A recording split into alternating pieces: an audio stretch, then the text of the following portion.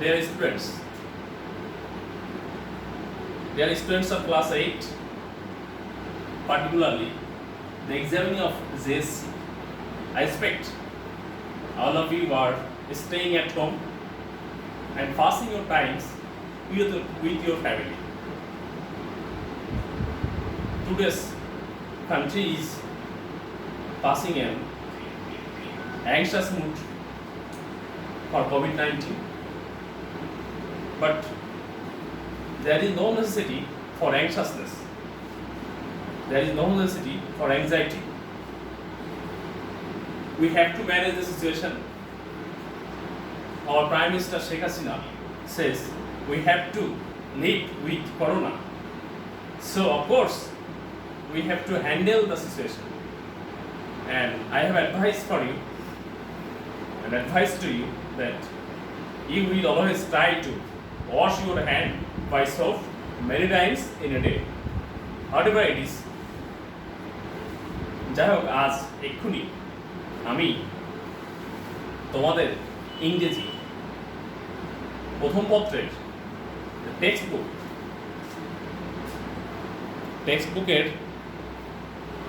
টেক্সটবুকের unit 9 lesson 6 বইটা সবাই হাতে নাও। বইটা হাতে নিয়ে প্রত্যেকেই ইউনিট 9 লেসন 6 চলে যাও। ইউনিট 9 লেসন 6 চলে যাও। সেখানে একটা প্যাসেজ দেওয়া হয়েছে। প্যাসেজটা পড়ার পর আজ তোমাদের সামনে আলোচনা করা হবে। মূলত আজ তোমাদের সামনে আলোচনা করা হবে যে বিষয়টা, সেটা হচ্ছে তোমাদের সিন প্যাসেজ থেকে পার্টিকুলারলি এই টেক্সট বুকের আলোকে 20 মার্কের কোশ্চেন হয় তোমাদের জন্য। 20 মার্কসের কোশ্চেন হয় তোমাদের। 20 মার্কসের কোশ্চেন তোমাদের বোর্ড এক্সামে হয়ে থাকে। সেখানে এক দাগে থাকে 7 মার্কস, এক দাগে থাকে 7 মার্কস, 7টা মাল্টিপল চয়েস কোশ্চেন। 2 দাগে থাকে কোশ্চেন, সেখানে 8 মার্কস। 2 দাগে থাকে হচ্ছে শর্ট কোশ্চেন, 8 মার্কস। 3 দাগে থাকে fill in the blank, 5 marks.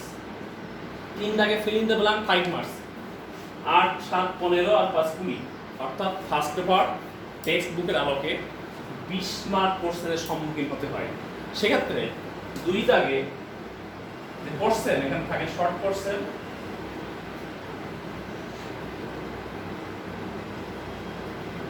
Short কোশ্চেনটা আজকে আলোচনা করা হবে।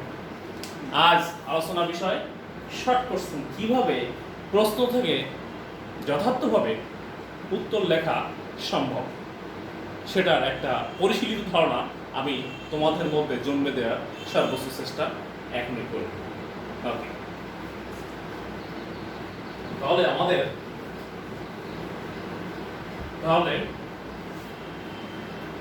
আমাদের পাঠ শিরোনাম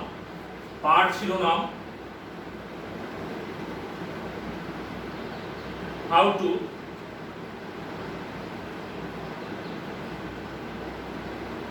answer from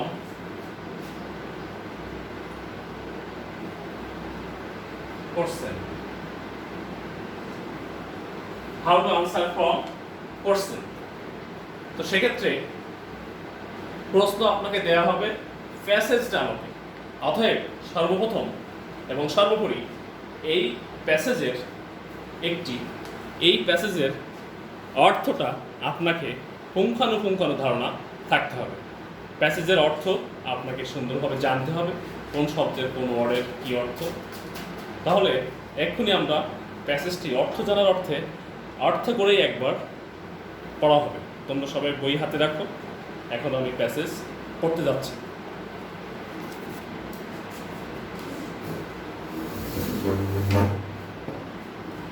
সবাই বই হাতে নাও। বই হাতে নিয়ে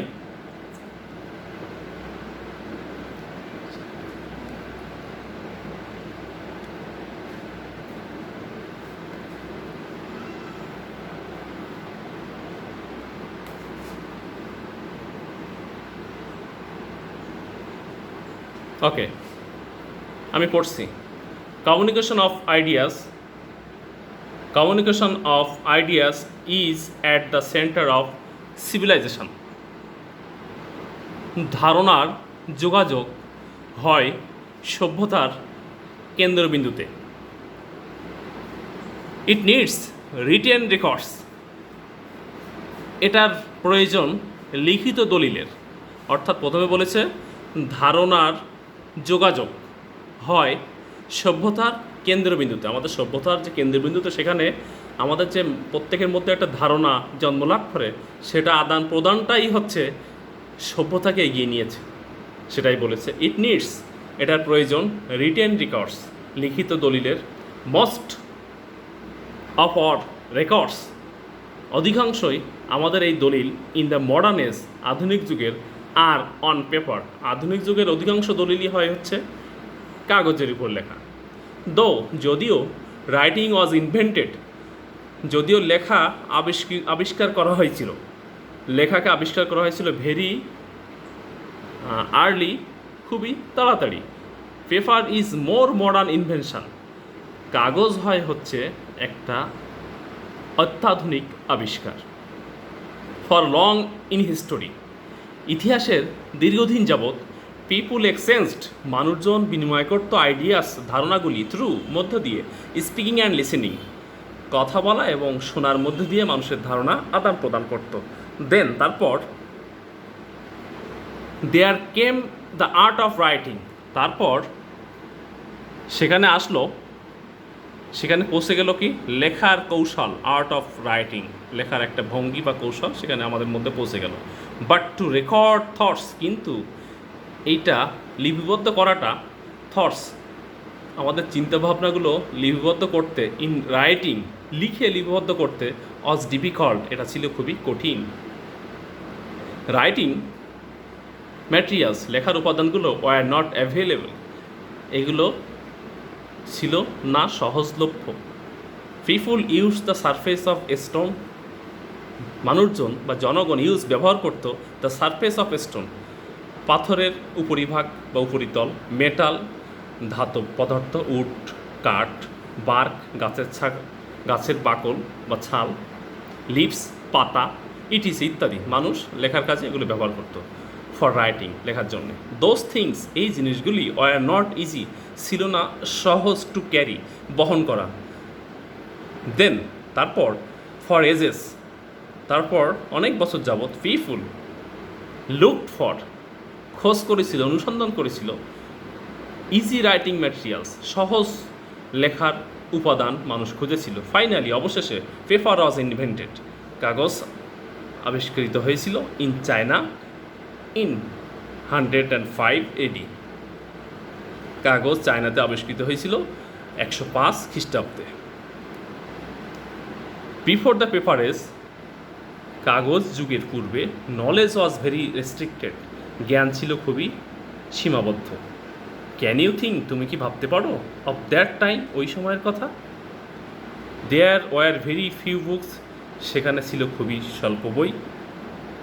দেয়ার ওয়ার ভেরি ফিউ বুকস, সেখানে বই ছিল না বললেই চলে, very few. In the world, পৃথিবীতে তখন বই ছিল না বললেই চলে। মেবি, হতে পারে, they were written on a stone or on heavy wood planks, এই বইগুলি, ওই সময়ের বইগুলি, দে ওয়ার, তাদেরকে লেখা হয়েছিল অন এ স্টোন, পাথরের উপর, অর হেভি, অথবা ভারী কোনো উড প্লাঙ্কস, প্লাঙ্কস বলতে কাঠের কোনো ফালি বা তক্তাকে বোঝাচ্ছে, আমরা প্রচলিতভাবে বলতে পারি, কাঠের তক্তার উপরে অথবা পাথরের উপরে ওই বইগুলো লেখা হতো। অর অন মেটাল শিট, অথবা ধাতব কোনো পাতের উপরে। সাপোজ, মনে করো, on page Aja heavy stone block, একটা পেজ হচ্ছে কোনো ভারী একটা পাথরের কোনো বস্তু। সো থিঙ্ক অফ 100 পেজ বুক, তাহলে একটা পেজ যদি একটা পাথরের কোনো বড় খণ্ড হয়ে থাকে, তাহলে এভাবে 100 পেজের একটা বইকে তুমি কল্পনা করো। ইন আওয়ার এজ, আমাদের যুগে, বর্তমানে, you can carry the entire world, তুমি বহন করতে পারো সমস্ত পৃথিবীর, of entire world of knowledge, সমস্ত পৃথিবীর জ্ঞান, ইন ডিজিটাল ফর্ম, ডিজিটাল আকারে ইন ইউর ল্যাপটপ ব্যাগ। তোমার ল্যাপটপ ব্যাগে সমস্ত পৃথিবীর জ্ঞানকে তুমি বহন করতে পারো। ইউ ক্যান ইভেন ক্যারি, তুমি এমনকি তুমি আরও বহন করতে পারো হিউজ ভলিউম, একটা বড় আয়তনের of documents, a huge volume of paper, encyclopedia. অর্থাৎ ইউ ক্যান ইভেন ক্যারি, তুমি এখন এমনকি বহন করতে পারো বড় আয়তনের বই, যেটা বিশ্বকোষ। But who could produce and carry tons of heavy stone, কিন্তু কে পারত এইটাকে প্রডিউস, এইটাকে উৎপাদন করতে বা জন্মাতে, অ্যান্ড ক্যারি বহন করতে tons of heavy, ton ton ওজনের ভারী পাথরের বই, অ্যান্ড ডকুমেন্টস এবং দলিল ইন দোজ পেপারলেস ডেজ, ওই পেপারহীন যুগে কে কে এটা উৎপাদন করতে পারতো বা বহন করতে পারতো। সো ইউ ক্যান সি, তুমি দেখতে পারো how paper has changed our life, তুমি দেখতে পারো হাউ, কীভাবে পেপার হ্যাজ চেঞ্জড, কাগজ পরিবর্তন করেছে আওয়ার লাইফ, আমাদের জীবন।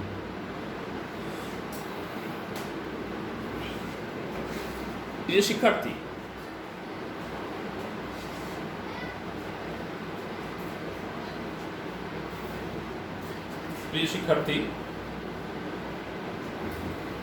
এখন আমি যে বিষয়টি আলোচনা করব সেটি হচ্ছে how to answer from question.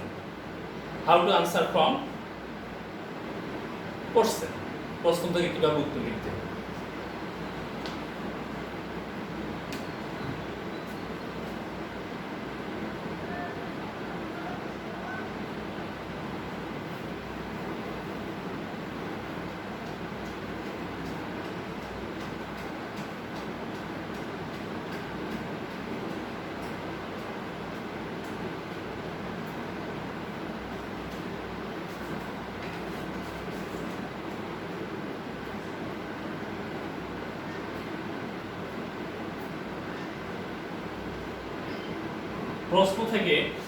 প্রশ্ন থেকে উত্তর লেখার উপায় সমূহ, যেমন যেমন যেমন আমি একটা উদাহরণ দিচ্ছি, কোশ্চেন।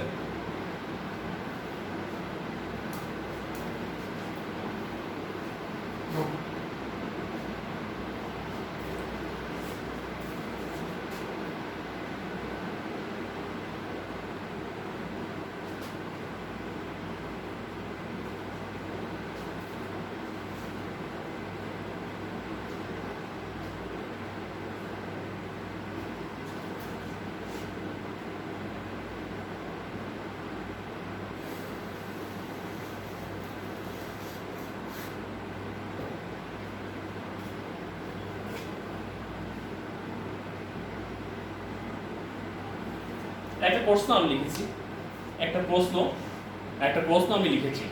এই প্রশ্ন থেকে কিভাবে, আমি জানি তোমরা প্রশ্ন থেকে উত্তর লেখাটাকে খুব সহজ এবং খুবই সাবলীল মনে করো। অবশ্যই সাবলীল ব্যাপার, মোটেই দুরূহ নয়। তবে একজন তোমাকে জিজ্ঞেস করলো তোমার বাবার নাম কি, তোমার বাবার নাম কি, তুমি বললে আমার নাম আব্দুল করিম। এই বিষয়টা কেমন শোনালো?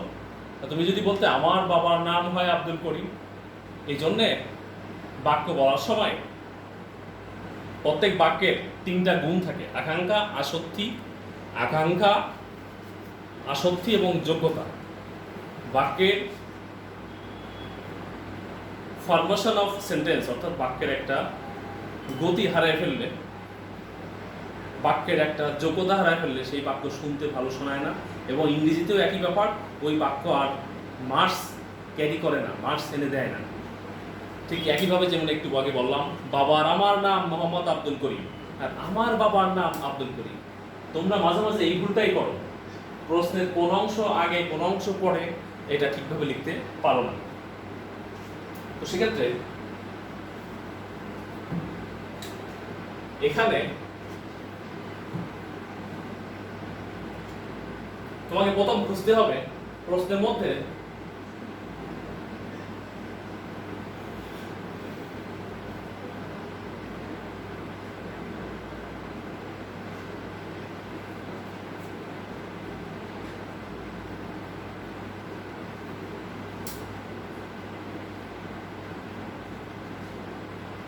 প্রশ্নের মধ্যে তিনটা বিষয় খুঁজে বের করতে হবে।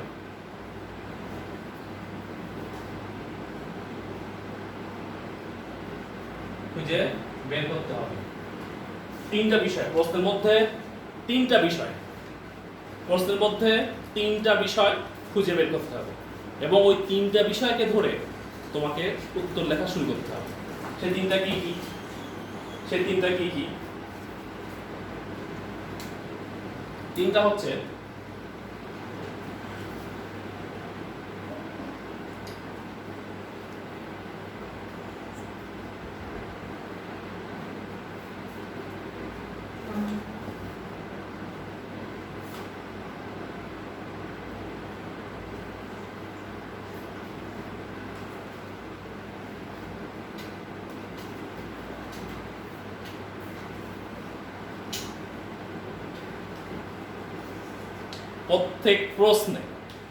প্রত্যেক প্রশ্নের সঠিক প্যাটার্নে তিনটা বিষয় পাশাপাশি থাকে। আমার সাথে বলো, তিনটা বিষয় পাশাপাশি থাকে। Auxiliary verb, subject, main verb পাশাপাশি থাকবেই। যে প্রশ্নে তিনটা থাকবে না এই বিষয় পাশাপাশি, সেটি সঠিক প্রশ্ন নয়, প্রশ্নের সঠিক আকার নয়। Auxiliary verb, subject, main verb. এই প্রশ্নের অক্সিলারি ভার্ব এটা সাবজেক্ট, এটা মেইন ভার্ব। এটা অক্সিলারি, এটা সাবজেক্ট, এটা মেইন ভার্ব। এভাবে এই বিশ্বব্রহ্মাণ্ডে যত ইংরেজি প্রশ্ন আছে একই প্যাটার্নে থাকবে। মাঝে মাঝে এই সাবজেক্টটা অনেক বড় থাকে, সাবজেক্টের মধ্যে অনেক শব্দ ঢুকিয়ে বড় করা হয়, যে কারণে বাক্যটা বড় হয়ে যায়। এই জন্য আপনি অক্সিলারি ভার্ব, সাবজেক্ট, মেইন ভার্বকে খুঁজে বের করতে হবে। অক্সিলারি ভার্বগুলো কোনগুলো? অক্সিলারি ভার্ব কোনগুলো? সেগুলো হচ্ছে, আমি দেখাচ্ছি অক্সিলারি ভার্ব কোনগুলো। অক্সিলারি ভার্ব হচ্ছে do, does, did. Do, does,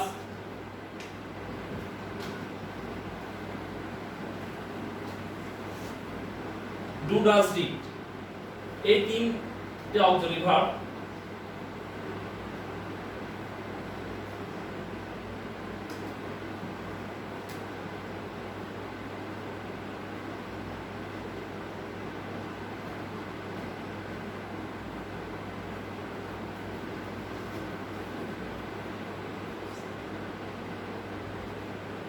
একভাবে উত্তর দিতে হবে। ডু, ডাজ, ডিড যদি প্রশ্নের মধ্যে থাকে তোমাকে এক বিশেষভাবে উত্তর দিতে হবে। আর যদি কিনা এই অক্সিলারি ভার্বগুলো থাকে am, is, are, was, were, have, has, had, may, might, can, would, will, would, shall, should, আরো আছে বেশ কিছু, তোমরা জানো, এগুলো আমি জানি, তোমাদের জ্ঞাতব্যের মধ্যে থাকা উচিত। As a student of class 8, you have to know the auxiliaries. এগুলো থাকলে একভাবে, এই তিনটা থাকলে উত্তর করতে হবে একভাবে, আর এই অক্সিলারিগুলো থাকলে উত্তর করতে হবে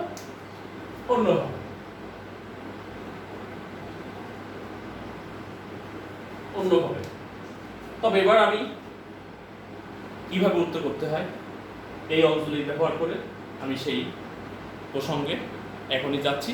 তোমরা সাবলীলতার সাথে এটা খেয়াল করবে এবং সর্বোচ্চ মনোযোগ এখানে রাখবে, আমি আশা করি। দেখো তাহলে খেয়াল রাখবে, ডু, ডাজ, ডিড এই অক্সিলারি যখন থাকবে তখন কিভাবে উত্তর করবে। ডু, ডাজ, ডিড যখন প্রশ্নের মধ্যে থাকবে তখন সেটা উত্তরটা কিভাবে করবে, আর এই অক্সিলারিগুলো যখন থাকবে তখন উত্তরটা কিভাবে করবে।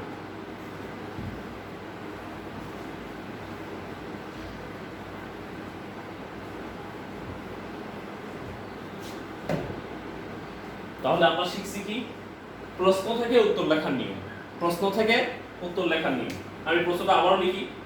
প্রশ্ন থেকে উত্তর লেখার নিয়ম। প্রশ্নটা আবারও লিখি।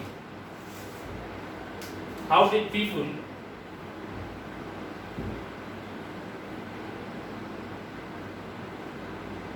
exchange or share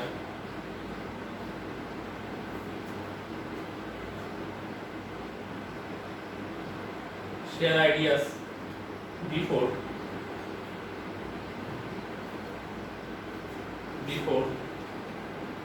the invention of writing?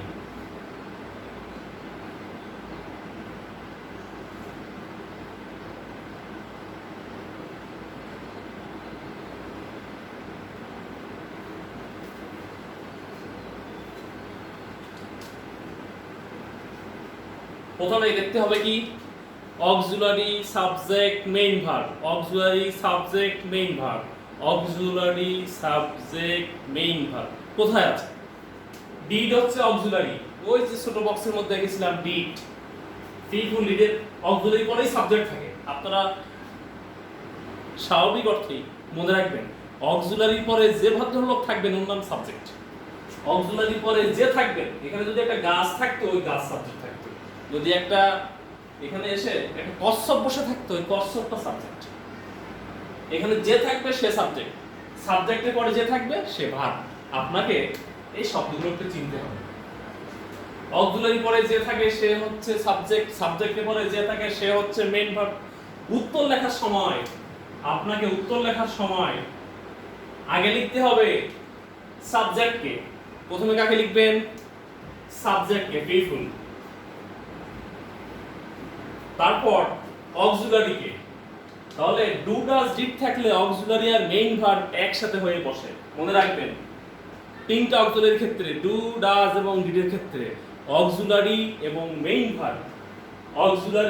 Main verb একসাথে হয়ে বসে, কখনো আলাদা থাকে না। থাকে কখন? একটা সময়।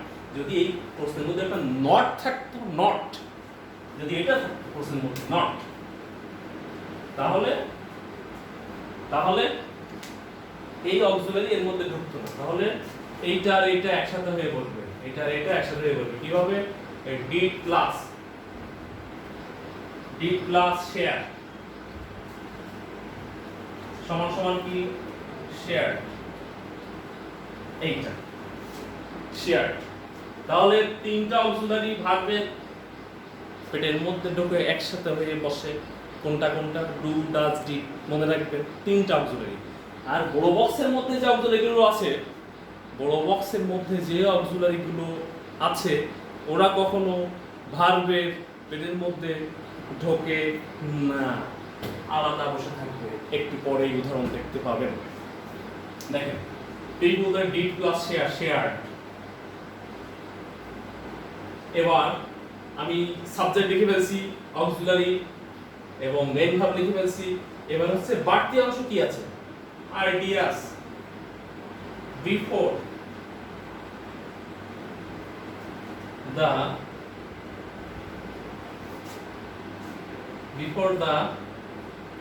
invention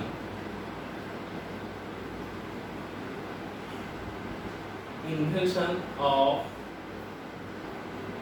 writing। এবার উত্তরটা আপনি লিখবেন।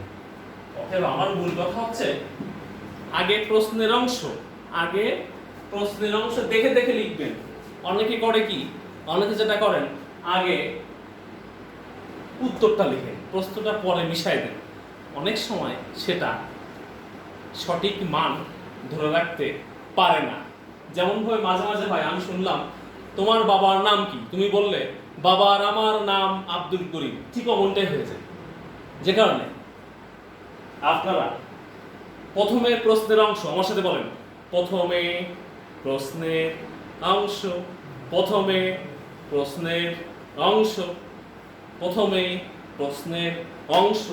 সাবজেক্ট, অক্সিলারি, মেইন ভার্ব, প্রশ্নের বাড়তি অংশ, এবার উত্তর। হাউ দিয়ে প্রশ্ন আছে, মনে রাখবেন হাউ দিয়ে প্রশ্ন থাকলে শেষ অংশটা সবসময় অ্যাডভার্বিয়াল ফ্রেজ হয় অথবা ক্লজ হয়। তো তো সেক্ষেত্রে অত গ্রামার আপনার দুর্বল মনে হতে পারে। দেখেন উত্তরটা কি হতে পারে। এখানে বলেছিল how did people share ideas. আমি কিন্তু প্রথমে প্রশ্নে কি জানতে চাচ্ছে আমি খুব বেশি গুরুত্ব দেয়নি, যে কারণে আমাকে আগে প্রশ্নের অংশ লিখে নিতে হবে। এবার হাউ ডিড পিপল, কিভাবে মানুষজন শেয়ার বিনিময় করে আইডিয়াস ধারণাগুলি, বিফোর দা, কিভাবে মানুষ বিনিময় করত, ডিড যেহেতু আছে, ধারণাগুলি before the invention of writing, before পূর্বে, দ্য ইনভেনশন আবিষ্কারের পূর্বে অফ রাইটিং, লেখার আবিষ্কারের পূর্বে মানুষ কিভাবে ধারণাগুলো বিনিময় করত। এখন আমি লিখছি পিপল শেয়ার, মানুষ বিনিময় করতো, ভাগাভাগি করতো আইডিয়াস ধারণাগুলি before the invention of writing. সবই প্রশ্ন দেখে লিখছি। এবার কিভাবে প্রশ্ন বইতে আছে দেখেন, এই যে through speaking and listening, through PHROUGH, through speaking and listening। এই যে দেখেন এই থ্রু থেকে শুরু করে এইটুকু হচ্ছে মূল উত্তর, এইটুকু হচ্ছে মূল উত্তর, এই মূল উত্তর এখন।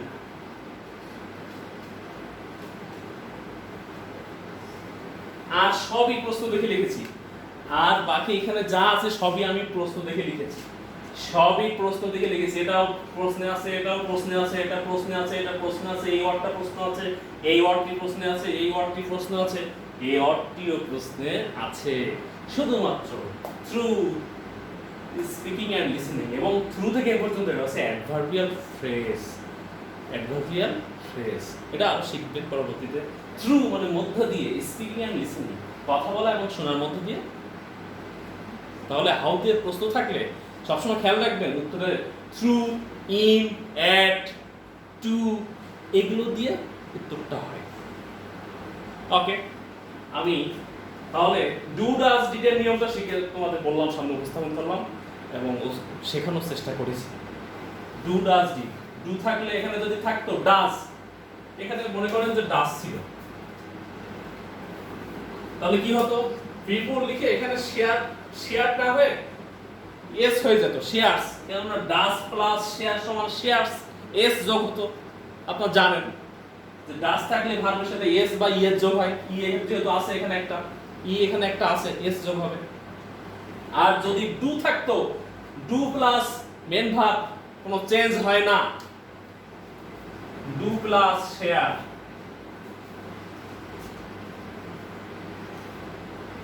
ওই শেয়ার থাকবে। ডু কখনো এই ভার্বকে চেঞ্জ করতে পারে না, এস বা ইএস আনতে পারে না। ডাজ হলে এস বা ইএস হয়, আর ডিড হলে ফার্স্ট টেন্স, এটা আপনারা জানেন। ওকে, আমি একটা ভিন্ন উদাহরণ দিচ্ছি।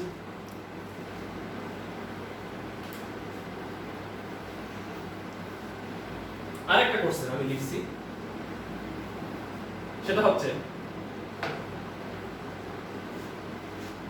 হাউ, এটা হাউ দিয়ে করি আমি। How can we carry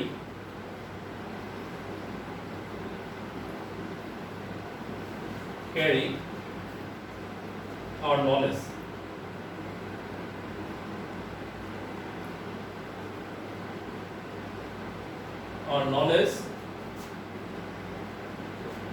now?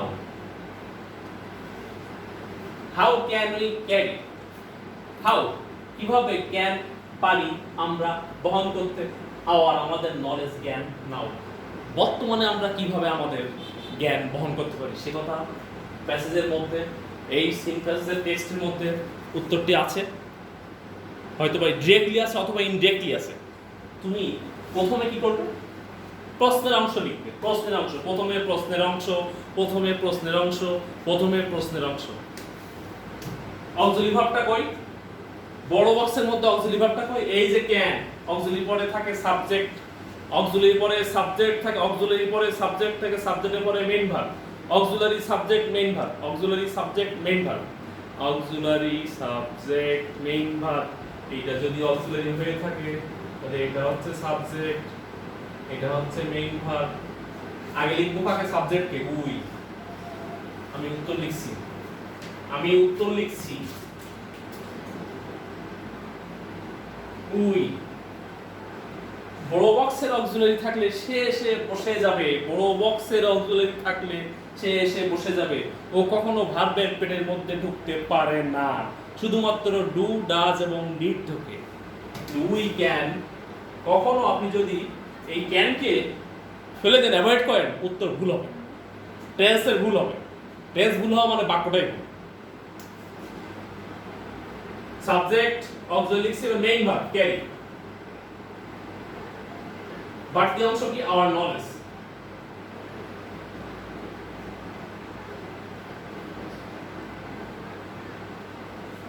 We can carry our knowledge now. আমরা বর্তমানে কিভাবে জ্ঞান বহন করতে হবে এখানে বলা আছে। এই যে আপনার মধ্যে আছে, তাহলে এটা হাউ দিয়ে আছে প্রশ্নটা, শেষের উত্তরটাও অ্যাডভার্বিয়াল ক্লজ হবে অথবা ফ্রেজ হবে। তাহলে এখানে উত্তরটা হচ্ছে ইন দিয়ে শুরু হয়েছে। ইন অ্যাড টু, এই ধরনের প্রিপজিশন দিয়ে বাক্য শুরু হলে সেটা অ্যাডভার্বিয়াল ফ্রেজ, মনে রাখবেন। In digital, in digital form,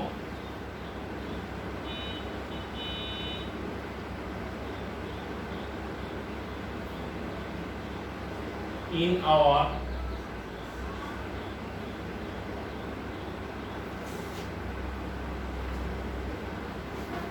laptop bag,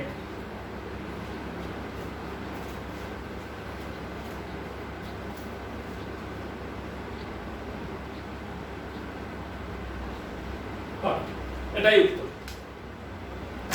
আগে প্রশ্নের অংশ পরে উত্তর, প্রশ্নকে আগে কি লিখবেন, আগে লিখবেন সাবজেক্টকে, তারপরে মেইন ভার্ব আর অক্সিলারি। মেইন ভার্ব অক্সিলারি পাশাপাশি থাকবে, মাঝে মাঝে মেইন ভার্ব অক্সিলারি একসাথে হয়ে যায়, এবং বড় বক্সটা থাকলে মেইন ভার্ব অক্সিলারি পাশাপাশি বসে। এই যে তাই লিখে উত্তরটা লিখবে।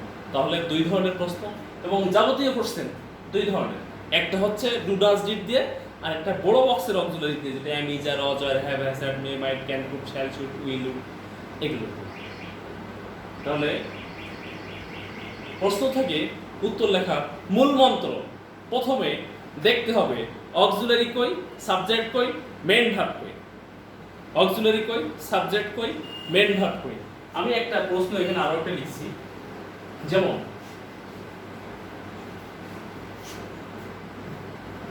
করছে where is the development of Bangladesh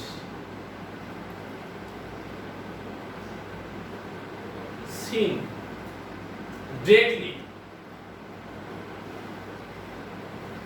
Question mark. Where is the development of Bangladesh seen greatly? কোথায় উন্নয়ন, বাংলাদেশের উন্নয়ন দেখা যায় সরাসরি, কোথায় উন্নয়ন দেখা যায়? এখানে অক্সিলারি ভার্ব কই, এটা সাবজেক্ট কই, সাবজেক্ট দেখেন যখন অফ দিয়ে যোগ করা থাকবে, ডেভেলপমেন্ট, দা ডেভেলপমেন্ট, শুধু দি কখনো একা সাবজেক্ট হতে পারে না, শুধু দি হতে পারে না, দি সব পরের শব্দ, দা ডেভেলপমেন্ট মতো ভাবছিলেন, কিন্তু এখানে দেখেন অফ আছে, অফ থাকলে পরে অফের পরের শব্দ সহ, এই হচ্ছে অফ, অফের দুই পাশে, এ পাশে এবং এ পাশে দুই শব্দ একসাথে সাবজেক্ট, সব সময় মনে রাখবেন। অফ যদি থাকে, অফের দুই পাশে দুইটা একসাথে সহ সাবজেক্ট, তাহলে সাবজেক্টটা কই, এটা সহ ডেভেলপমেন্ট অফ বাংলাদেশ, এটা সহ সাবজেক্ট, এই সহ সাবজেক্ট। অফ থাকলে অফের দুই পাশে একসাথে, দেখেন সাবজেক্টটা অনেক বড়, যে কারণে মাঝে মাঝে আপনারা মূল জায়গা থেকে ছিটকে পড়েন। সাবজেক্টটা, দ্য ডেভেলপমেন্টটা শুধু সাবজেক্ট করলে বাক্য ভুল হয়ে যাবে। উত্তর করার সময় লিখতে হবে আপনাকে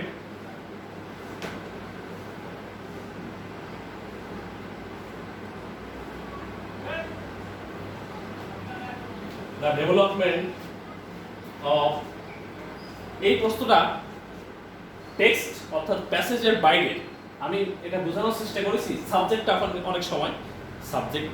অনেক সময় বড় থাকতে পারে, সেক্ষেত্রে কি করতে হবে? অতএব বড় থাকে কি দিয়ে? অফ দিয়েই যোগ করা থাকে, সর্বক্ষণই প্রায় সর্বসময় অফ দিয়ে যোগ করা থাকে। তখন আপনি দুই পাশে শব্দ দুটি নিয়ে সাবজেক্ট করবেন। The development of Bangladesh.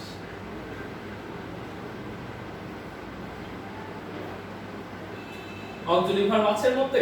অবশ্যই আছে, ইজ আছে, বড় বক্সে বসে যাবে। মেইন ভার্ব কই? এই যদি অক্সিলারি হয়, এই সাবজেক্টের পর মেইন ভার্বটাই, অক্সিলারি পরে সাবজেক্ট থাকে। আবার বলি, অক্সিলারি পরে কে থাকে? সাবজেক্ট। সাবজেক্টের পরে কে থাকে? Main verb, MV, main verb. তাহলে এই যদি অক্সিলারি হয়, এত এই পর্যন্ত সাবজেক্ট, এই সিন আছে মেইন ভার্ব। তাহলে এখানে কি লিখবো? বল, এখানে লিখবো সিন, ইজ সিন। এবার লিখবো আমি সিন, লিখে ডিরেক্টলি শব্দটা এখানে লিখে দিতে পারেন, বাড়তি অংশ এটা। মেইন ভার্বের পরে যে থাকবে, মেইন ভার্বের পরে যে থাকবে সে হচ্ছে বাড়তি অংশ। মেইন ভার্বের পরে যে থাকবে সে হচ্ছে বাড়তি অংশ, ওকে লিখে দিতে হবে। এবার কোথায় দেখা যায়? আপনি উত্তরটা বলতে পারেন যে development of Bangladesh is seen directly in the construction area, অর্থাৎ পদ্মা সেতু হচ্ছে একটা কনস্ট্রাকশন। আপনি বলতে পারেন পদ্মা সেতু একটা বাংলাদেশের এবং এশিয়ার বৃহত্তর প্রজেক্ট, ওটা দেখে বুঝতে পারেন আপনি যে বাংলাদেশের উন্নয়ন হচ্ছে। বলতে পারেন যে development of Bangladesh is seen directly in the construction area of Padma bridge. Okay, ওটাই উত্তর। আমি যেটা বোঝানোর চেষ্টা করেছি, সাবজেক্ট কখনো বড় হতে পারে। তবে ধন্যবাদ। আমি আশা করি প্রশ্নের যে প্যাটার্ন, ডু ডাজ ডিড দিয়ে কিভাবে উত্তর করতে হয়, এবং am is are was were, have has had, may might can could shall should দিয়ে কিভাবে উত্তর করতে হয়, আমি আশা করি বুঝতে পেরেছো। একটাই কথা, আগে প্রশ্নের অংশ পরে উত্তর, আগে প্রশ্নের অংশ পরে উত্তর। ওকে, ধন্যবাদ dear student. I expect all of you will stay your home and you will pass your time with your family. Okay, thank you.